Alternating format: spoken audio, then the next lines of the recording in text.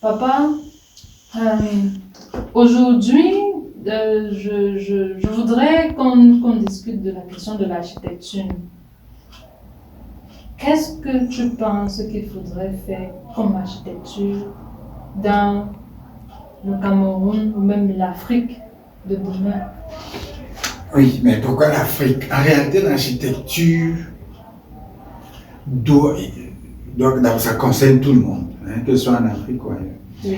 Mais l'architecture doit être un effort d'adaptation de l'habitat de l'humain avec la configuration de la nature. L'homme doit habiter dans la nature, avec la nature. Oui.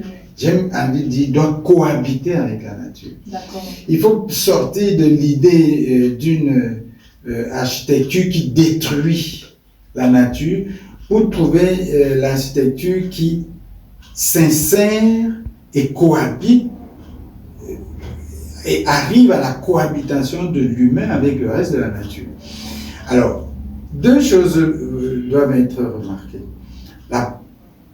La vie dans les milieux de savane, dans les milieux dégagés, Oui. où il n'y a pas une végétation énorme, et la vie dans les milieux de grandes forêts, par exemple. Oui. La vie dans les milieux proches des zones humides, Oui. dans les milieux hyper humides. Oui. Cela doit donner au moins 3 types d'architecture Oui. et qui ne vont pas être de la même configuration. Je donne un exemple. La vie dans les zones de savane ou désertiques peut être propice à la construction de monuments énormes. Oui. À la construction, je veux dire, des monuments, on doit dire pyramidales ou pyramidaux, je ne sais pas comment ça. Donc, ce genre de construction ne devrait pas pouvoir s'adapter dans les zones de forêt, Oui. où ils exigent la destruction d'une grande part de la nature. Parce que quand on a coupé les grands arbres, on a détruit l'habitat des grands oiseaux qui vivent là-bas.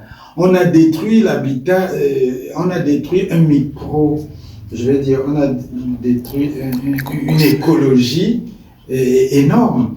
Donc l'architecture dans la forêt doit s'adapter avec la forêt. Par exemple, une architecture accrochée sur les arbres, c'est-à-dire des maisons accrochées sur les arbres, ou des toutes petites maisons qui retrouvent une sécurité en bas des grands arbres. Et on verra bien que dans ces conditions,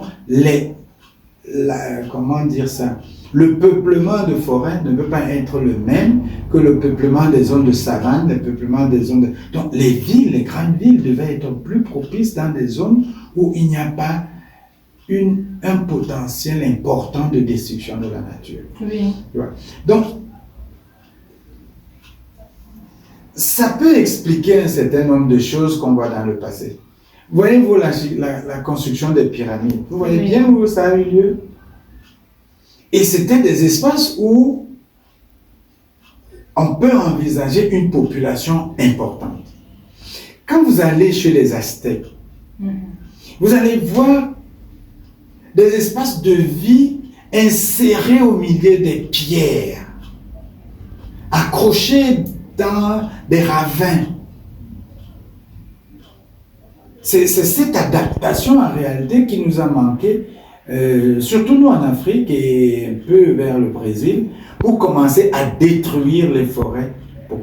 Lorsque vous venez dans nos forêts, il y a une architecture qui a été celle de nos parents, où en réalité on dégageait à peine une petite clairière pour organiser la vie des humains, en préservant l'essentiel des arbres qui sont les arbres qui sont thérapeutiques notamment, les arbres qui sont destinés au ritualisme, etc., etc.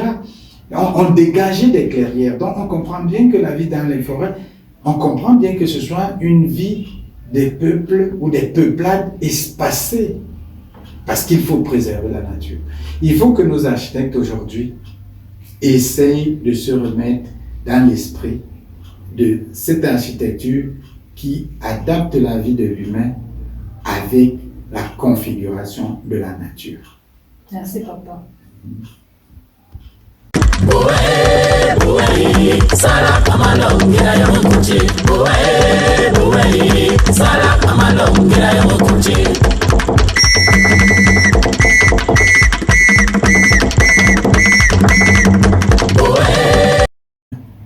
Il ne faut pas croire que cette architecture qui s'adapte complètement à la nature soit, j'ai envie de dire, inappropriée avec ce qu'on appelle aujourd'hui modernisme et surtout avec le confort.